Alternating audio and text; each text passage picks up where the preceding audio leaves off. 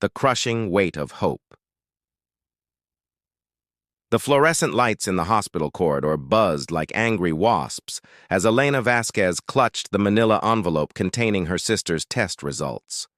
Her nursing uniform was wrinkled from a 12-hour shift, and coffee stains decorated her white sneakers. But none of that mattered now. The only thing that mattered was the devastating diagnosis inside that envelope. Hypertrophic cardiomyopathy with severe obstruction.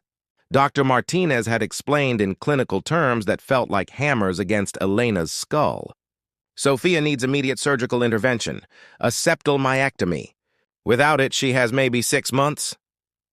Elena pressed her back against the cool hospital wall, watching her 16-year-old sister through the small window of room 314. Sophia lay propped up against pillows, her dark hair fanned across the stark white pillowcase, oxygen cannula tucked beneath her nose. Even hooked up to machines, she managed to smile when she caught Elena's eye, raising her hand in a small wave that broke Elena's heart into 1,000 pieces. The surgery would cost $300,000. $300,000 that their family didn't have, couldn't borrow, and couldn't imagine obtaining. Elena's mother, Rosa, worked 16-hour days cleaning office buildings downtown, her hands raw from industrial chemicals, her back bent from years of scrubbing floors. Elena herself juggled 3 part-time jobs while finishing her medical degree, tutoring pre-med students, working nights at a diner, and picking up weekend shifts at the hospital. Together, they barely scraped by each month. Elena's phone buzzed with a text from her study group, reminding her about tomorrow's biochemistry exam. She almost laughed at the absurdity. How could she focus on molecular structures and metabolic pathways when her sister was dying? How could she pretend that her future as a doctor mattered when she couldn't even save the person who mattered most? Mija?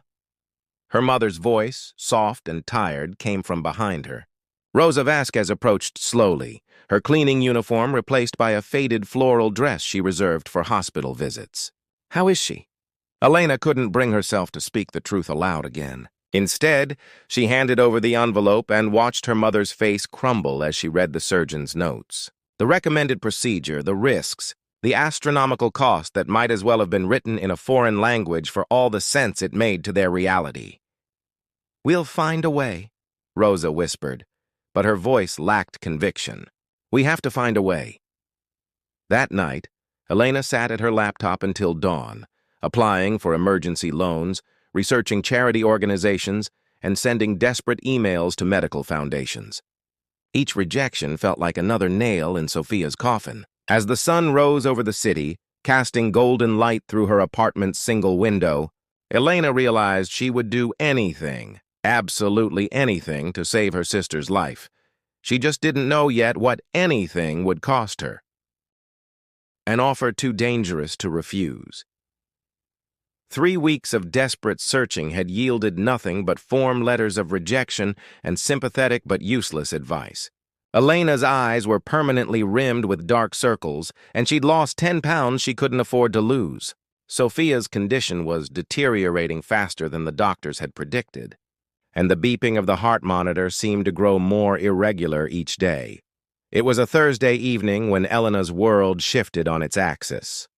She was leaving the university library, her backpack heavy with medical textbooks she hadn't had time to open, when she literally collided with destiny. The impact sent her sprawling across the marble floor, papers scattering like autumn leaves, her laptop sliding dangerously close to a decorative fountain. "Watch where you're—" The sharp rebuke died on the stranger's lips as their eyes met. Elena found herself staring up at a man who seemed carved from expensive granite. Sharp jawline, steel gray eyes, and a suit that probably cost more than her family's rent for 6 months. He was younger than she'd expected from his commanding presence, maybe late 20s, with the kind of controlled intensity that made the air around him feel charged. "I'm sorry," Elena stammered, scrambling to collect her papers. Her financial aid documents mixed with Sophia's medical records, creating a paper trail of her desperation. "I wasn't looking where I was going." Adrian Blackwood, though she didn't know his name yet, found himself studying the young woman before him with unexpected interest. Most people who bumped into him were either terrified or calculating, trying to figure out how to use the encounter to their advantage. This girl seemed genuinely flustered, her cheeks flushed with embarrassment rather than opportunism. But it was the medical documents scattered around them that caught his attention, particularly one with "Urgent surgical intervention required" stamped across the top in red ink. "Your sister?" he asked, nodding toward Sophia's chest X-ray that had landed near his Italian leather shoes. Elena's hand stilled on the papers. "Yes, she's—" The words stuck in her throat like broken glass. "She's dying." Something flickered across Adrian's features. Recognition, perhaps, or memory.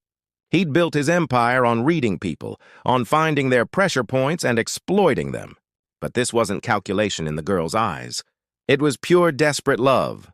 "Adrian Blackwood," he said, extending his hand to help her up. "And you are?" "Elena Vasquez." She accepted his hand, surprised by its warmth. "I know who you are. Everyone knows who you are." Blackwood Industries had been in the news recently for acquiring 3 smaller tech companies in what the business journals called aggressive expansion. Then, "You know I don't make a habit of helping strangers," Adrian said, his voice taking on that cold edge his board members knew to fear. "But you interest me, Elena Vasquez. Your sister needs expensive surgery, and you're a medical student. Drowning in debt with no viable options, it wasn't a question. He'd absorbed the financial aid documents and medical reports with the same efficiency. He used to analyze corporate acquisitions." Elena's spine straightened. "I'm not asking for charity." "Good, because I'm not offering it." Adrian adjusted his cufflinks, a gesture Elena would later learn meant he was making a decision that would change everything. "I'm offering you a contract." The word hung between them like a sword suspended by a thread. Elena had heard whispers about Adrian Blackwood's contracts, legal documents so airtight that entire teams of lawyers couldn't find loopholes, binding agreements that had made him the youngest billionaire in the state and the most feared man in 3 industries. "What kind of contract?" Elena asked, though part of her already knew she would agree to almost anything. 3 years as my personal assistant. You'll live in my penthouse. Be available 24 hours a day, 7 days a week. You'll manage my schedule, handle my correspondence, accompany me to social functions, and perform any other duties I deem necessary. His eyes never left hers as he outlined terms that sounded more like indentured servitude than employment. "In return, I'll pay for your sister's surgery, all expenses, the best cardiac surgeon in the country, private recovery room, whatever she needs." Elena's mouth went dry. "What aren't you telling me?" A ghost of a smile touched Adrian's lips. "Smart girl. The contract includes a morality clause. No dating, no relationships that might interfere with your duties. You'll sign a non-disclosure agreement that will ruin you financially if you ever speak about our arrangement or anything you learn about my business. And if you breach any terms or try to leave before the 3 years are up, you'll owe me triple the surgery costs plus damages." The terms were draconian, designed to trap her completely. Elena thought of Sophia's labored breathing, of the way her mother's shoulders shook when she thought no one was looking, of the stack of rejection letters growing on her kitchen table. "I need to think about it," Elena said. Though they both knew she'd already made her decision, Adrian pulled out a business card, pristine white with minimalist black lettering. "You have until tomorrow at noon. After that, the offer disappears forever." As he walked away, his footsteps echoing in the empty corridor, Elena realized she was holding more than just a business card. She was holding her sister's life in her hands, with her own freedom as the price of admission. Behind the glass walls. The penthouse occupied the entire 40th floor of the Meridian Tower, a glass and steel monument to Adrian's success that pierced the city skyline like a chrome spear. Elena stood in the marble foyer, her single suitcase looking pathetically small next to the sweeping staircase and crystal chandelier that probably cost more than most people's cars. "Your room is on the 2nd floor, 3rd door on the left," Adrian said without looking up from his tablet. "Mrs. Chen will show you around and explain the house rules. You start tomorrow at 5:30 a.m. Mrs. Chen turned out to be a stern-faced woman in her 60s who ran Adrian's household with military precision. As she led Elena through room after room of museum-quality furniture and priceless art, Elena felt increasingly like Alice falling down a very expensive rabbit hole. Mr. Blackwood takes his coffee black. Exactly 160 degrees in the Wedgwood cup, never the others, Mrs. Chen recited as they walked. He reviews the financial reports every morning at 6:15 sharp. Phone calls are screened through you first, no exceptions. And this, she stopped in front of a closed door at the end of the hallway, is strictly off limits. Mr. Blackwood's private study.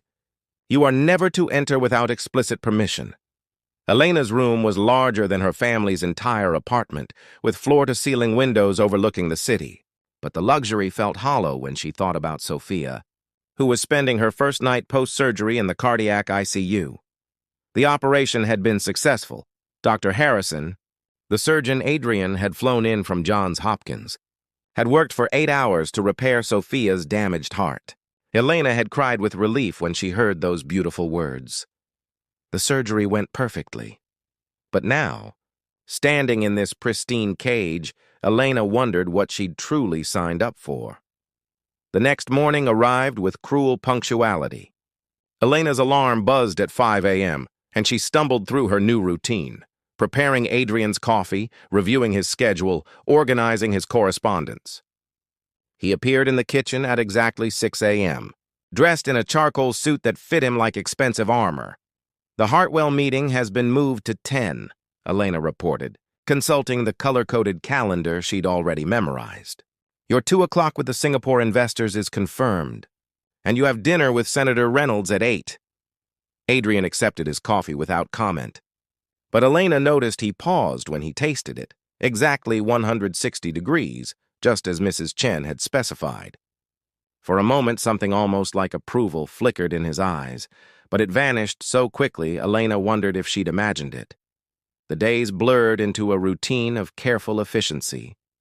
Elena learned to anticipate Adrian's needs before he voiced them, to navigate his moods like a ship's captain reading dangerous waters. He was demanding without being cruel, exacting without being unreasonable, but always, always distant. She was invisible furniture with a pulse, useful but utterly replaceable. It was during her 3rd week that Elena discovered the photographs. She'd been looking for a file in Adrian's home office when she accidentally knocked over a picture frame, revealing others hidden behind it. The images showed a younger Adrian, maybe 22 or 23, with his arm around a beautiful blonde woman. They looked happy in that careless way of people who believe love will conquer everything.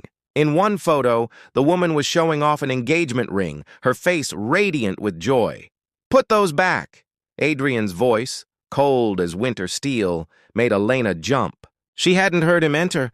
"I'm sorry, I said put them back." He moved across the room with predatory grace, taking the photographs from her trembling hands. "These are none of your concern." But Elena had seen something in his face when he looked at those pictures, a flash of pain so raw it made her chest ache.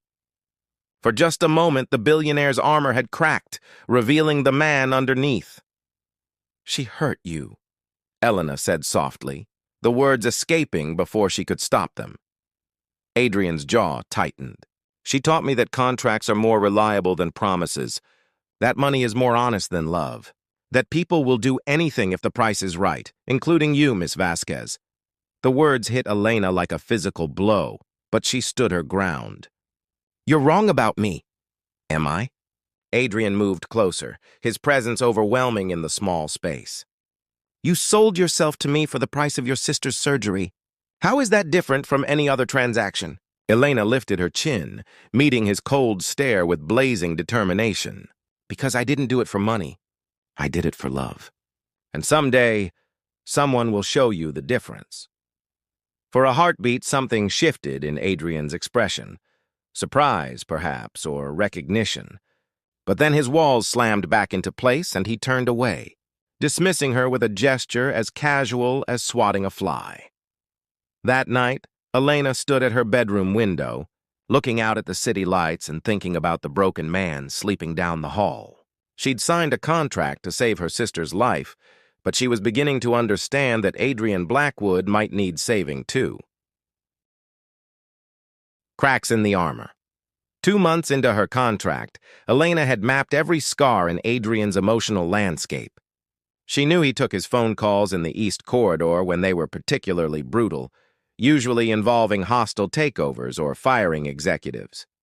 She knew he worked until 3 a.m. when quarterly reports were due, surviving on black coffee and stubborn determination. She knew he kept a picture of his parents, who had died in a car accident when he was 19, hidden in his desk drawer next to antacid. Tablets and reading glasses he was too proud to wear in public. What she didn't know was why he'd started watching her. It began subtly, Adrian lingering in the kitchen while she prepared his morning schedule, his eyes following her movements with scientific curiosity rather than romantic interest.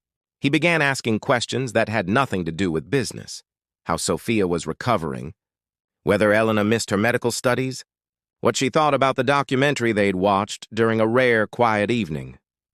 "You're different from what I expected," Adrian admitted one Friday night as they worked late in his office, the city sprawling beneath them in a tapestry of light and shadow.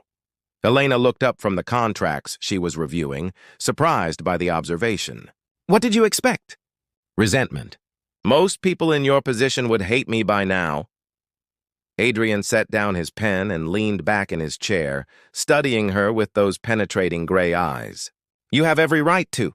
I've essentially bought you, dictated every aspect of your life for the past 2 months.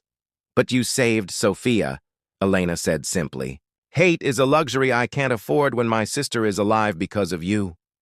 Something flickered across Adrian's features, an emotion too quick to identify but profound enough to change the entire atmosphere of the room. "She's doing well? The recovery?" Elena's face lit up with genuine joy, transforming her from efficient assistant to loving sister in an instant. "She's amazing. The doctors say her heart function has improved dramatically. She starts her senior year next month and wants to study engineering. She says—" Elena caught herself, suddenly self-conscious about sharing personal details. "She says what?" Adrian prompted, and Elena was startled to hear genuine interest in his voice. "She says she wants to build bridges, not just the structural kind, but the kind that connect people." Elena smiled at the memory of Sophia's enthusiastic explanation during their last phone call. "She thinks the world needs more connection and less division." Adrian was quiet for a long moment, his gaze distant. "She sounds wise for 17. 16, Elena corrected. "She won't be 17 until Christmas." "Ah." Adrian made a note in his phone, and Elena wondered why her sister's birthday would matter to him. The shift in their dynamic became more pronounced the following week when Adrian insisted Elena accompany him to a charity gala, something about needing her to take notes on potential business contacts.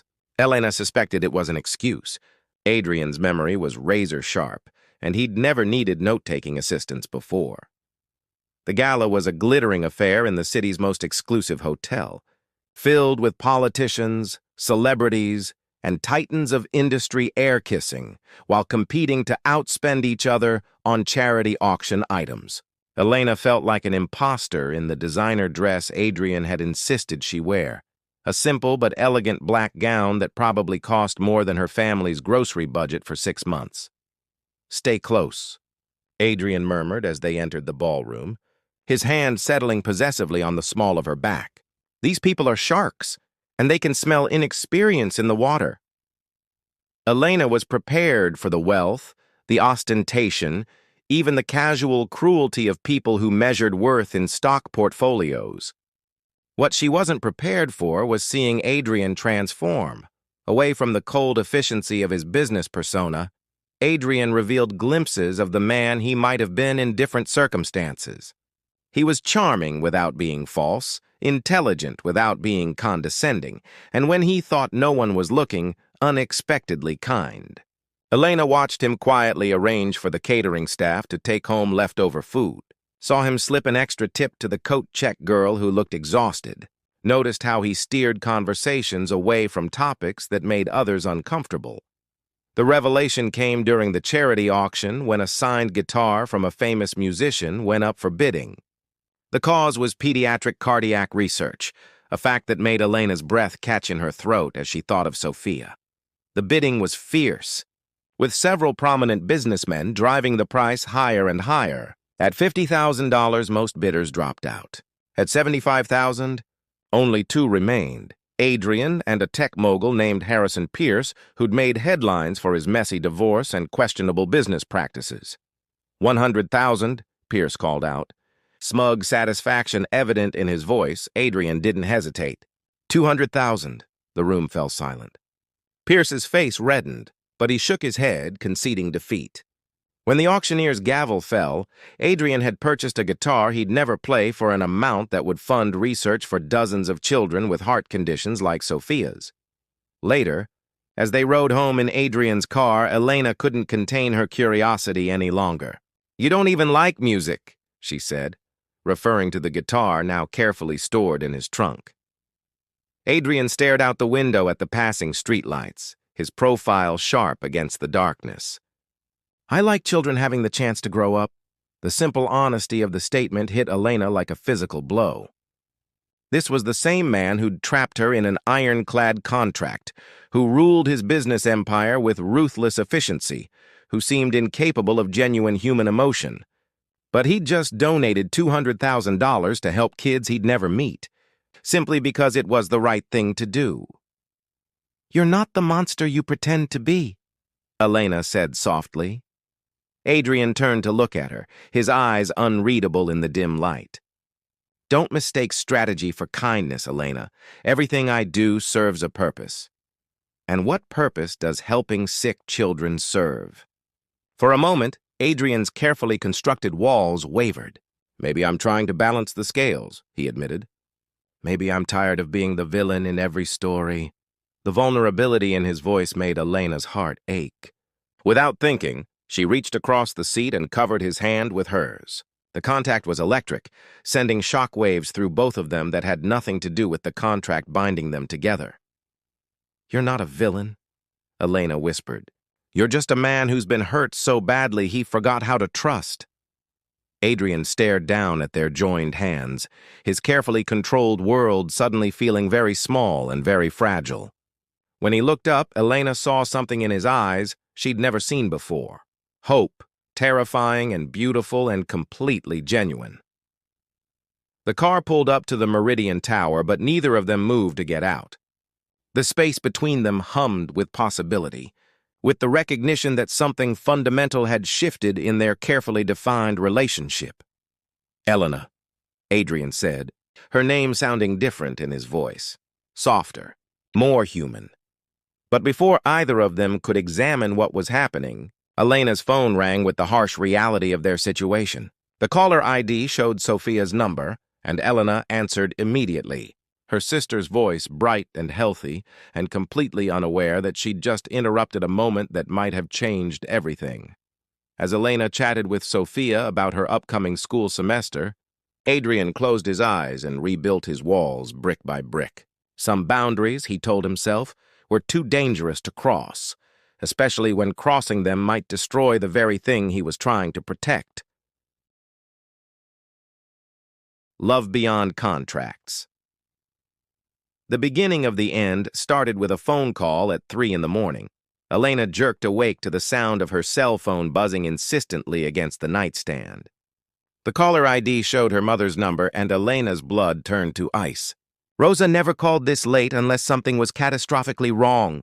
"Mija." Her mother's voice was thick with tears. "It's Sophia. She collapsed at school." They're saying her heart..." Elena was out of bed and pulling on clothes before her mother finished the sentence. She grabbed her keys, her wallet, her fear crystallizing into sharp, desperate focus. Sophia had been doing so well. The surgery was supposed to have fixed everything. She was halfway down the hallway when Adrian appeared, still dressed despite the late hour, his hair slightly mussed as if he'd been running his hands through it. "What's wrong?" he asked, taking in her panicked state immediately. "Sophia." The name came out as a broken whisper. "She's in the hospital. I need to go." "I'll drive," Adrian said without hesitation, already reaching for his car keys. "You don't have to." I'm driving, he repeated, his tone brooking no argument. Come on. The ride to the hospital passed in a blur of city lights and Elena's whispered prayers. Adrian's hand found hers somewhere between the 10th and 15th traffic light, his fingers intertwining with hers in a gesture of comfort that transcended their contractual boundaries. At the hospital, they found Rosa pacing in the cardiac wing waiting room, her face streaked with tears and exhaustion. She looked up as Elena and Adrian approached, her expression shifting to confusion when she saw Elena's unlikely companion. The surgery, Dr. Harrison was explaining to them 20 minutes later, his voice grave. It was successful, but Sophia's heart is rejecting the repair. We need to perform an immediate transplant or... He didn't need to finish the sentence. Elena felt the world tilt beneath her feet, her vision blurring with tears and terror. A heart transplant meant finding a compatible donor, meant months of waiting, meant expenses that would dwarf even Sophia's previous surgery. How much? Elena asked, the words tasting like ash in her mouth. For the transplant, the anti-rejection medications, the extended recovery period, we're looking at close to $1 million. $1 million. The number hung in the air like a death sentence. Elena closed her eyes, feeling the weight of impossibility crushing her chest. Even Adrian's vast wealth had limits, and she'd already cost him hundreds of thousands. Do it, Adrian said quietly. Elena's eyes snapped open. Adrian, no. I can't ask you to... You're not asking. I'm telling you, do the surgery, Dr. Harrison, whatever she needs, however much it costs. Dr. Harrison nodded and hurried away to begin preparations. Rosa murmured her thanks through fresh tears, but Elena just stared at Adrian, her heart breaking and mending simultaneously. Why? She whispered when they were alone in the hallway. Why would you do this? Adrian was quiet for a long moment, his gray eyes studying her face as if memorizing every detail. Because 3 months ago you told me that someday someone would show me the difference between money and love. I think you already have. The words hit Elena with the force of revelation. Adrian, I've spent 10 years building walls, he continued, his voice raw with honesty. Telling myself that emotions were weakness, that caring about people would destroy me. But watching you these past months, seeing how you'd sacrifice everything for your family, how you choose compassion even when it costs you, you've shown me that love isn't weakness. It's the only strength that matters. Elena felt tears sliding down her cheeks. What are you saying? I'm saying I love you, Adrian admitted, the words seeming to surprise him as much as they did her. I'm saying that contract was supposed to protect me from feeling anything real, but instead it gave me the most real thing I've ever experienced. Elena's heart hammered against her ribs. But the contract... Adrian reached into his jacket pocket and withdrew the legal document that had bound them together, the pages that had defined every aspect of their relationship for the past 3 months. With deliberate ceremony, he tore it in half, then in half again, letting the pieces flutter to the hospital floor like confetti. What contract? He asked, a smile playing at the corners of his mouth. Elena launched herself into his arms, and Adrian caught her, spinning her around in the middle of the hospital corridor as if they were the only 2 people in the world. When he set her down, his hands framed her face, thumbs brushing away her tears. I love you too, Elena whispered against his lips. I think I've been falling in love with you since that first night. When I realized you weren't the monster you pretended to be. Their kiss tasted like hope and new beginnings, like promises that didn't need legal documents to make them binding. Sophia's transplant was successful. The donor heart, from a young man who died in an accident, beating strong and steady in her chest.